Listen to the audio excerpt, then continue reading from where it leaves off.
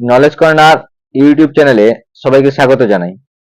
আমি আলোচনা করছিলাম একাদশ শ্রেণীর ফার্স্ট সেমিস্টারের নমুনা প্রশ্নপত্র নিয়ে। আমি তোমাদের বেশ কয়েকটি নমুনা প্রশ্নপত্রের উত্তর সহ আলোচনা করে দিয়েছি।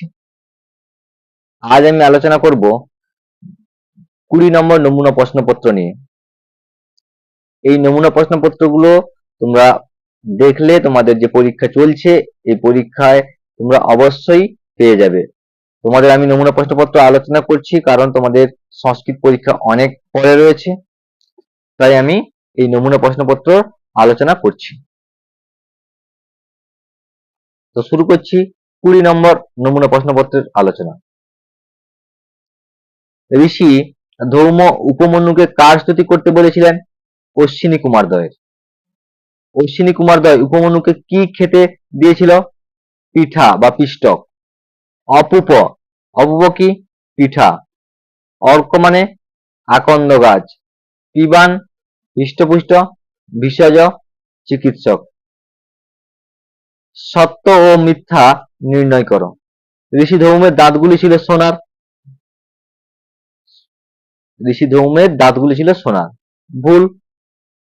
তারপর কি বলছে?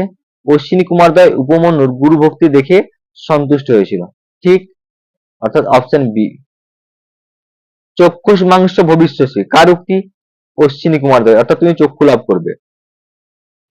কুকুর এনে দষ্টরশ্মি, কুকুর আমাকে কামড়ে দিয়েছে, কে বলেছিল? না, কপালি বলেছিল। গল্পানুসারে পুনর্বিন্যাস করো। কি বলছে? ঋষি ধৌম উপমন্যুকে দুধ খেতে নিষেধ করলেন। ঋষি ধৌম উপমন্যুর গরুগুলোকে রক্ষা করতে ঋষি ধৌম উপমন্যুকে গরুগুলোকে রক্ষা করতে বললেন। ক্ষুধার্ত উপমন্যু আকন্দ গাছের পাতা ভক্ষণ করলেন। উপমন্যু গুরুর কথায় দুধ ও দুধের ফেনা খাওয়া বন্ধ করলেন। প্রথম তাহলে কি হবে? বি, তারপরে এ, তারপরে ডি, সি। বি, এ, ডি, সি, অর্থাৎ সি অপশন। খলিত ড্যাশ পাদদেশাত, খলিত রুধির ধারা পাদদেশাত।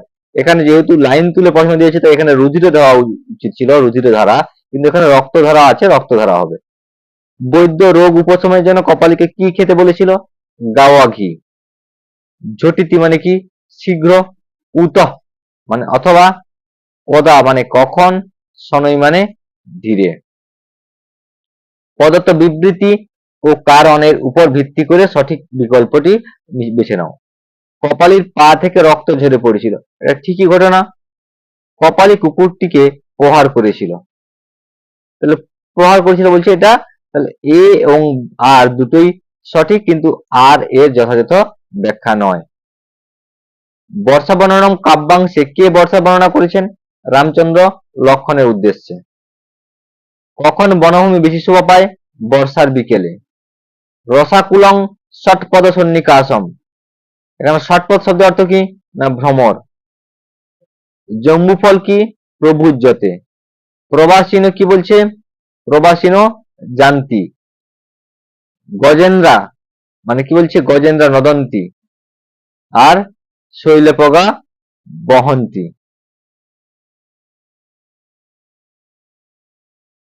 তাহলে কি বলছে? তাহলে আইডি হলো ডবল আই, বলছে কি? প্রবাসীন জানতি। শৈলপগা তিন বলছে কি? সি বহন্তি। আর গজেন্দ্রা নদন্তি। মহাযুক্ত ইন্দ্র সন্ধি করলে হবে কি? মহেন্দ্র। হসনযুক্ত আগত, হসন নাগত। বৃহস্পতি সন্ধি বিচ্ছেদ করলে কি হবে? বৃহৎ যুক্ত পতি। সত্য মিথ্যার বিকল্প। অক সবর্ণে দীর্ঘ সূত্রানুসারে অক অর্থাৎ অ হস্যই হস্য উড়ি লি এর সবর্ণ স্বর দীর্ঘ হয়, ঠিক। যে সমস্ত বর্ণের উচ্চারণ স্থান ও অভ্যন্তর প্রযত্ন একই তারা পরস্পর সবর্ণ, এটাও ঠিক, অর্থাৎ দুটোই সত্য। ষট যুক্ত আনন কি হবে? স্বরানন। লতা শব্দের সপ্তমীর বহুবচনের রূপটি কি হবে? লতাসু।